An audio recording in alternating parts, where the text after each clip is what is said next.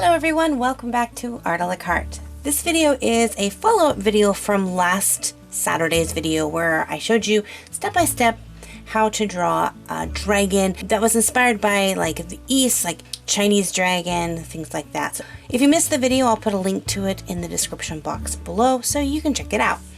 But I did promise that I would post a video where I showed the coloring process for this, and if you thought that the drawing of the dragon took a lot of time, oh my goodness, this coloring, I could just keep coloring and coloring on this because it was just so much fun to color. And I had drawn in so many little details that it just took a lot of time to really get all of the little tiny bits and bobs that I wanted in there, colored, and trying to determine the color scheme that I wanted to go with. I also hinted that this dragon was going to be themed a certain way, and I was going to really be able to express that, hopefully, in the drawing. And as I was coloring it and working on the drawing, its theme changed. Originally, I was going to have this be a moon dragon, and in his claw, he's clutching the moon. But as I worked on it, I just began to think of all these other ideas about what a moon dragon would look like and how I could draw that out and create a composition, and I came up with a better idea for a moon dragon. So I changed this one to a pearl dragon and put him under the sea. So he's more of a sea serpent dragon living under the sea collecting his mighty pearl, and I gave him kind of more pearly eyes. Changed his coloring tones to more oceany colors as I progressed. I was keeping him very light and kind of iridescent.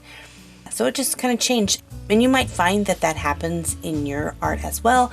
As you are working on it, you might start off with one really strong plan or idea that you might have. And then halfway through the drawing, it may change or evolve to be something different than what you originally intended it to be. And there's two things you can do with that. You can either fight it and make it be what you originally intended it to be. And sometimes as an artist, you have to do that. If you are commissioned to do a certain piece and they want a moon dragon and you're drawing it, and this drawing wants to be a pearl dragon, and you don't have the time to redraw the moon dragon, you're going to have to make that drawing be what you intended it to be. But if you find yourself with the opportunity to let your drawings be what they want to be, you might find that you're pleasantly surprised at the end product.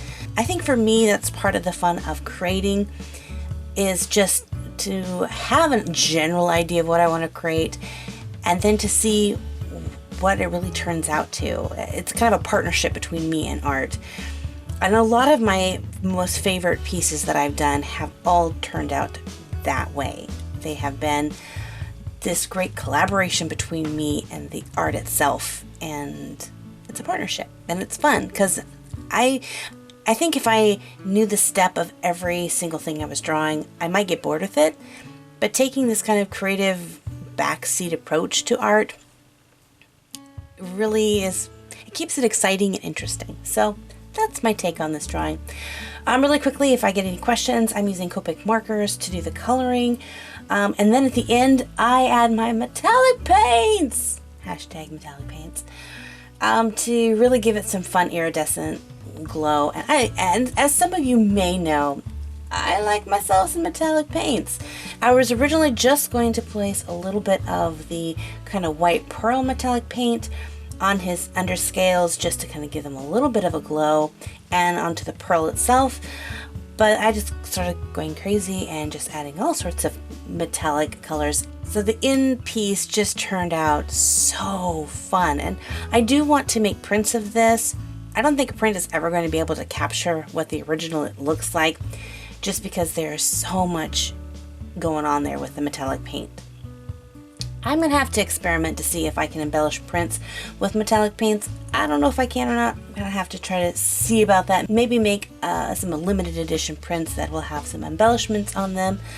But yeah, anytime you just change the look of it, things are just popping out all over this picture. Things you didn't notice that are invisible when the light hits them just come really into focus, and it's a fun piece. I will have this piece up on my Etsy shop, hopefully sometime this weekend, and then I'm going to be posting a video where I talk about my Etsy shop. So for those of you who are interested in learning how I set up an Etsy shop and some of the tips that I have for that, make sure you're subscribed to this channel. Another fun thing that I did last week is I set out a challenge for you guys to create your own dragon, and I give you a whole week to give your submissions, and these are some of them. So I wasn't able to put every single piece again that I receive as a submission. I tried to get as many as I possibly could, and so these are some of the really fun and creative dragons that you guys came up with. There was no specific theme. You could create any type of dragon that you wanted, and you guys just ran with it. We have Asian dragons, and we have Western dragons, and we have really kind of fantasy dragons. We have more dinosaur dragons. We have holiday dragons. It was so fun to go through your guys' submissions and just to take a peek at them and to read some of the really nice letters that you guys sent along with them. I also told you guys if you wanted to give a little shout out to either your Twitter account, Instagram account, DeviantArt account, to place that on the paper itself. So if you see a piece that you really like and you see kind of their information on there, don't be afraid to go and check them out. I think this is a great way to discover new artists and just to be encouraged. I mean, this is super inspirational to me to kind of see what you guys came up and created with. And so many different mediums. I didn't even specify that it had to be one medium or what. And so we have paintings, we have just pencil sketches, we have computer art, we have ink sketches, variety of levels as well, which is awesome.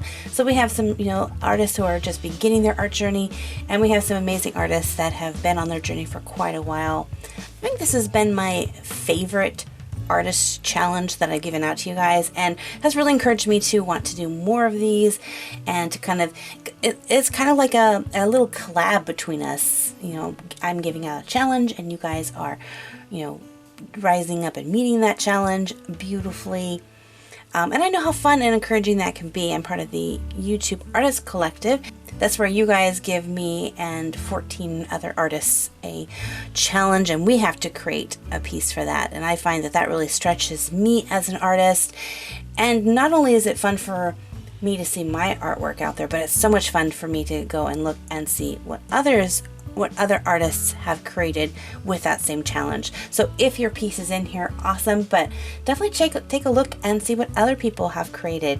And if your piece is in here, make sure to leave a comment in the comment section below. Tell us which piece it is that's yours, so we can get to know each other a little bit more.